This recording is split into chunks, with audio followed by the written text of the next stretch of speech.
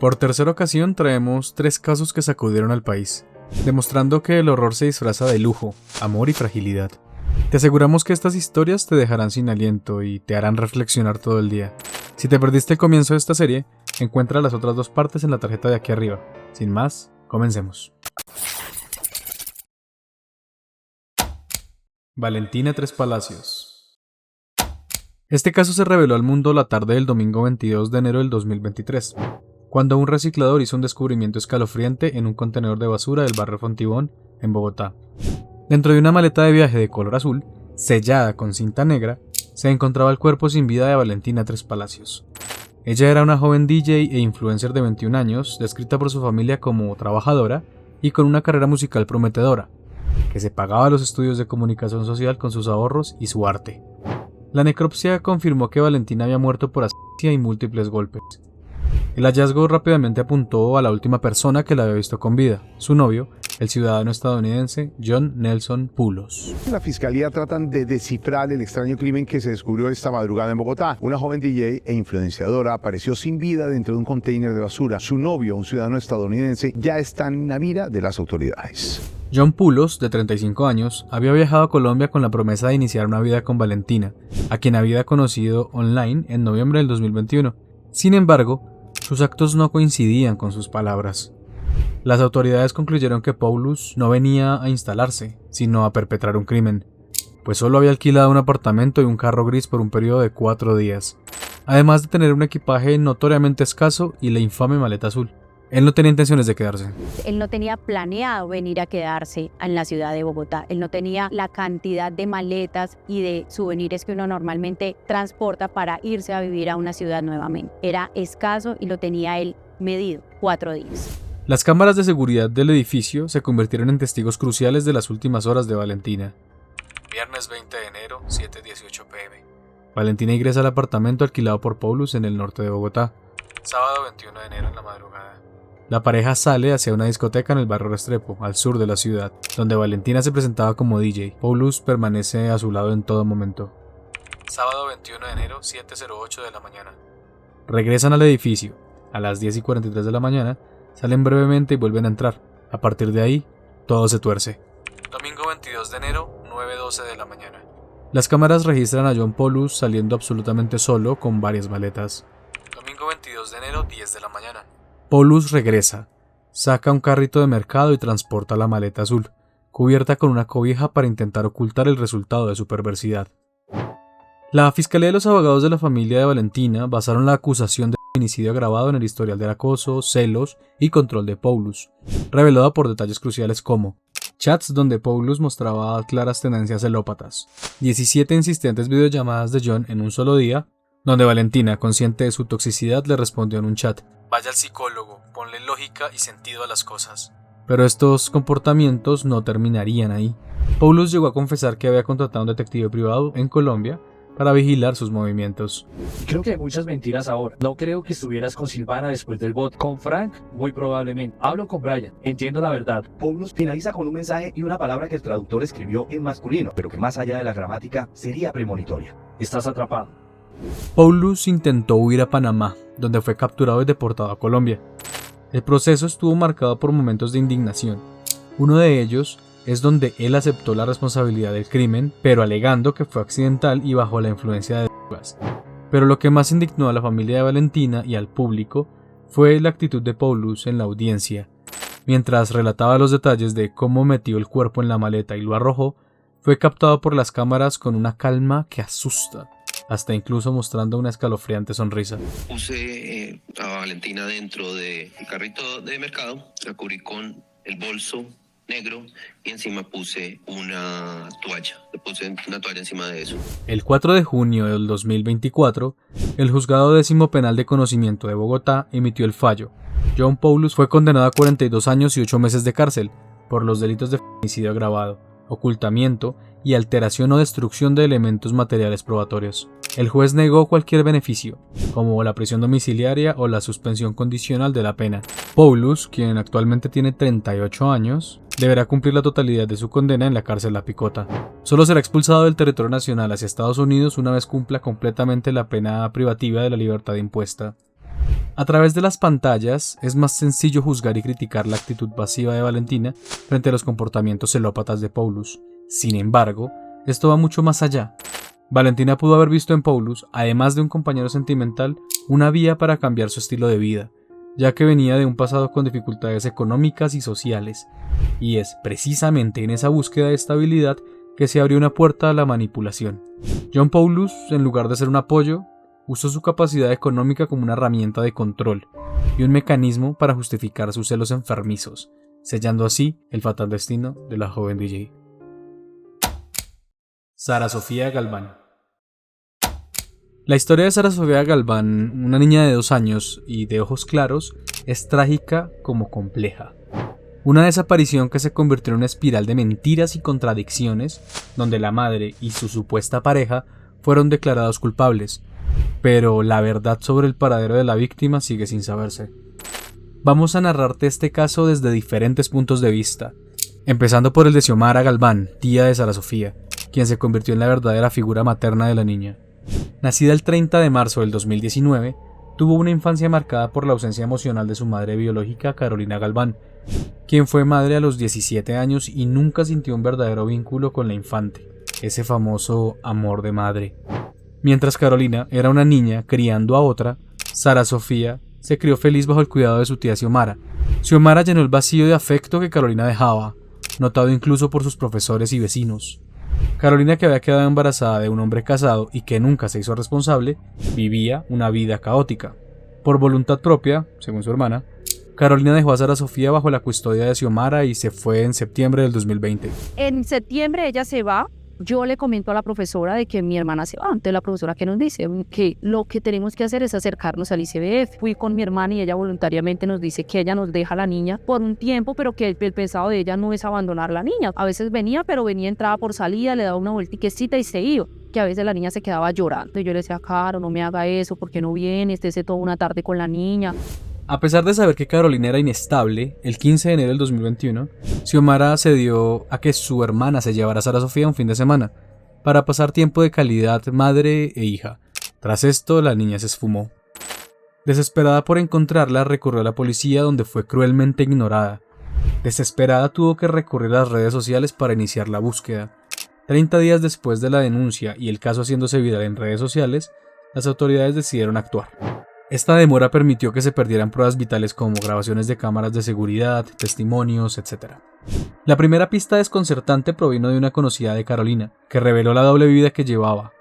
No trabajaba haciendo aseo como le dijo a su hermana, sino que estaba metida en un mundo de la prostitución en Corabastos, bajo el control de su pareja, Nilson Díaz, 25 años mayor y presunto proxeneta. Ella me dijo pues que un señor la había traído para acá, para que ella trabajara la prostitución, y le dijo que trabajara tranquila, que nadie se iba a meter con ella. Acorralada por la policía, Carolina ofreció su versión inicial. La niña había muerto, y junto a Nilson la metieron en una bolsa, luego en una caja y la arrojaron al caño cerca de Corabastos. Aunque Carolina señaló el lugar, la búsqueda con perros, buzos y drones fue infructuosa. Irónicamente, al no hallar el cuerpo, la policía tuvo que dejar a Carolina en libertad, dando inicio a la cascada de mentiras. Las investigaciones, contradicciones y los ojos de Colombia encima del caso, Carolina Galván y Nilson Díaz fueron capturados y condenados a 42 años de prisión por desaparición forzosa agravada. Sin embargo, no había rastros de Sara Sofía o indicios que indicaran la ubicación de su cuerpo. 42 años y 6 meses de prisión sin posibilidad de rebaja de pena. Esa fue la condena que impuso una jueza especializada de Bogotá, luego de responsabilizar a Carolina Galván y Nilson Díaz por la desaparición de Sara Sofía el 15 de enero de 2021. Años pasaron sin respuestas concretas, hasta que en 2024, y para el programa de televisión Los Informantes, Carolina decidió dar su testimonio desde la cárcel El Buen Pastor, transformando la narrativa de culpable a víctima. Carolina insistió en que el verdadero responsable es Nilson Díaz, y su defensa se centró en su fragilidad. Los estudios forenses confirmaron que Carolina padece de una discapacidad intelectual leve, una condición que explica su inmadurez, su vulnerabilidad y su dificultad para comprender la gravedad de su delito y la complejidad del tiempo. Básicamente lo que se encuentra en Carolina es que sí presentaba un bajo rendimiento cognitivo, que en psicología y psiquiatría se traduce en un trastorno o una condición psicológica que es una discapacidad intelectual leve, lo que implica que el nivel de inteligencia de ella no es normal, está por debajo de lo esperado para la edad de... Esta condición, sumada a una historia personal de abandono, maltrato y abuso sexual, la convirtió en presa fácil de Nilsson. Carolina confesó que Nilsson la tenía controlada, obligándola a prostituirse y manteniéndola bajo candado, lo que le impidió defender a su hija, aunque ella insistía en que la quería. Lo que ocurrió no fue por culpa mía, de que la culpa que yo tuve no fue porque yo quise ni porque yo yo le había permitido, porque no estaba en condición de defenderla, porque mi vida también corría peligro al estar en la prostitución también. O sea, no estaba en condiciones de defenderla, porque yo, a pesar de que no tenía ninguna conexión con ella, no quería decir que yo no la quería, porque yo a esa niña sí la adoro, aunque no la haya deseado ni haya planeado tenerla. Desde la prisión, sigue contando su versión. Al regresar a la casa de Nilsson después de trabajar en la prostitución, encontró a Sara Sofía en la cama, inmóvil y sin respirar. Esta escena, que posteriormente atribuyeron a una broncoaspiración, es confusa para Carolina, quien afirma no poder recordar mucho de lo sucedido. Ella lo atribuye al pánico que sentía en ese momento o a la posibilidad de haber sido drogada por Nilsson. Este vacío de información no permite esclarecer qué pasó realmente con la niña y deja una aura de indignación e impotencia. A pesar de su culpabilidad legal, Carolina sigue asegurando que Nilsson es quien sabe el paradero final de la niña y quien la forzó a mentir. Este misterio se oscureció aún más con la versión extraoficial y poco esperada. La influencer Epa Colombia, quien compartió pabellón con Carolina, hizo una declaración pública aterradora. ¿Mataron a la niña? Pues sí, ella dice que sí. Aunque ella le da muchas versiones a muchas personas, pero ella ya dice que sí. ¿Y que la arrojaron en el río, la metieron en el costal y la abandonaron en el río? Ay, Dios mío, dijeron que la habían quemado. Que la habían quemado. Aunque este detalle nunca fue comprobado y podría ser producto de la inestabilidad de Carolina, el testimonio sirvió para subrayar la crueldad absoluta y la incapacidad de la madre para decir una sola verdad estable. Para finalizar, queremos ahondar en Nilsson Díaz, quien, a pesar de ser condenado, no ha dicho una sola palabra. La expareja sentimental de Nilsson Díaz corroboró que el crimen de Sara Sofía se enmarca en un patrón de explotación sistemática. Según ella, Nilsson también la prostituyó de forma forzada y, de manera más escalofriante, había abusado de sus propias hijas. Mi hija le dijo a mí que había sido abusada por Nilsson, que Nilsson la abusaba y yo quise demandar y la policía se puso en contra mía. Ella sugiere que la niña podría no estar en los caños ni en los ríos, sino enterrada en algún lugar secreto, dado el historial de mentiras de Nilsson. Conociendo a este tipo, creo que Sara Sofía fue abusada por Nilsson y creo que Nilsson la enterró para que el no se encontrara, porque si encontraban a Sofía, él sabía lo que se le venía encima. No podemos cerrar este caso sin dejar claro que Sara Sofía es una víctima, sí, pero su madre, Carolina Galván, también es un reflejo de infancia fallida. La fragilidad mental de Carolina, su historia de abuso, abandono y explotación, nos recuerda que hay innumerables niñas que se convierten en madres sin haber tenido la oportunidad de ser primero niñas. Esta interrupción del desarrollo las convierte en presas fáciles para depredadores como Nilsson. Mauricio Leal. La mañana del 22 de noviembre del 2021, el estilista de las estrellas, Mauricio Leal, y su madre, Marlene Hernández, son hallados sin vida en la cama de su lujosa casa en el conjunto Arboreto, en La Calera, Cundinamarca. La escena estaba cuidadosamente montada para sugerir una tragedia personal. Mauricio presentaba múltiples heridas de cuchillo y en la cama se encontró una nota manuscrita dirigida a su hermano, Jonier Leal, donde, supuestamente, le dejaba toda su fortuna. Además de esto se hallaron tabletas vacías de zopiclona, un potente somnífero, lo que indicaba que las víctimas habían sido incapacitadas antes de morir. La hipótesis inicial presentada por Jonier fue que Mauricio había acabado con su madre y luego se había suicidado, incapaz de lidiar con la situación. El caleño Mauricio Leal, uno de los estilistas más reconocidos del país, murió en las últimas horas. Se investigan el origen de una nota que habría dejado antes de su fallecimiento. En la vivienda no hay evidencia de robo. La Fiscalía General de la Nación y el CTI pronto descartaron la teoría del suicidio. Los análisis forenses revelaron inconsistencias cruciales. Mauricio presentaba heridas de defensa en su brazo y antebrazo, prueba que luchó por su vida, algo incompatible con un suicidio. Se concluyó que se trataba de un doble homicidio agravado, y las sospechas se centraron inmediatamente en la única persona que había permanecido en la casa esa noche, Jonier Leal. Su coartada de haber dormido profundamente y no haber escuchado nada resultó inverosímil. Jonier, en medio de las vueltas para divorciarse, se había ido a vivir con Marlene y Mauricio en la casa de en La Calera. Lo acogieron, pero estuvo claro siempre que el preferido de la mamá era Mau. Para comprender la magnitud del crimen es fundamental entender el contexto de la víctima. Mauricio Leal era el Abel de esta tragedia, un hombre de origen humilde en Cartago que, desde joven, se destacó por su talento natural. Empezó con oficios modestos como vender arepas y trabajar como obrero de construcción, hasta ser contratado como asistente en un salón de belleza. Su habilidad para la estética, aprendiendo a replicar cortes y maquillajes solo observando revistas, lo catapultó al éxito. Abrió su propia peluquería, convirtiéndose en el estilista de figuras de la farándula nacional como Carolina Cruz, Andrea Serna y Laura Acuña. Su patrimonio, que incluía sociedades, vehículos de alta gama y cuentas bancarias, se estimaba en más de 5.000 millones de pesos. Pero para que exista un Abel, lamentablemente tiene que existir un Caín. Ese era Jonier. El móvil del crimen fue la envidia y la avaricia. Aunque su hermano le había enseñado el oficio, el hermano mayor no logró el mismo éxito. Mientras Mauricio prosperaba, Jonier enfrentaba una crisis financiera devastadora, con deudas de más de 300 millones de pesos y un matrimonio en naufragio. Jonier dependía económicamente de Mauricio, quien le pagaba incluso los gastos básicos y las clases de fútbol de su hijo.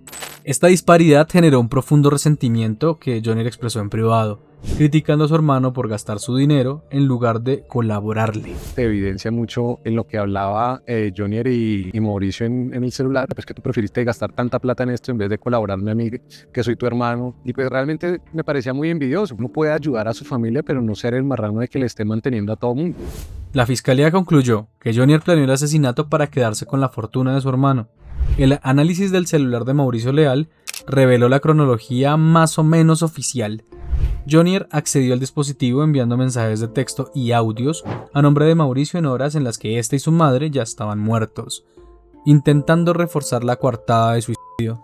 La fiscalía determinó que Jonier primero incapacitó a sus víctimas con el Zopiclona, luego se centró en Mauricio, a quien torturó, infringiéndole pequeñas puñaladas en el abdomen y el pecho para obligarlo a firmar la nota testamentaria. Este acto de coacción fue el ingrediente clave para asegurar la transferencia de bienes antes de acabar con él de forma definitiva. Jonier incluso intentó tomar control de las empresas y cuentas de su hermano inmediatamente después del crimen. Pidiendo perdón antes que nada a mi familia y a mis hijos, a las víctimas y a toda Colombia por los hechos acontecidos y a comprometerme que jamás volverá a acontecer una situación de tal magnitud. Algo que notamos mientras investigamos el caso es la pasión con la que Jonier hablaba sobre el crimen ante las cámaras.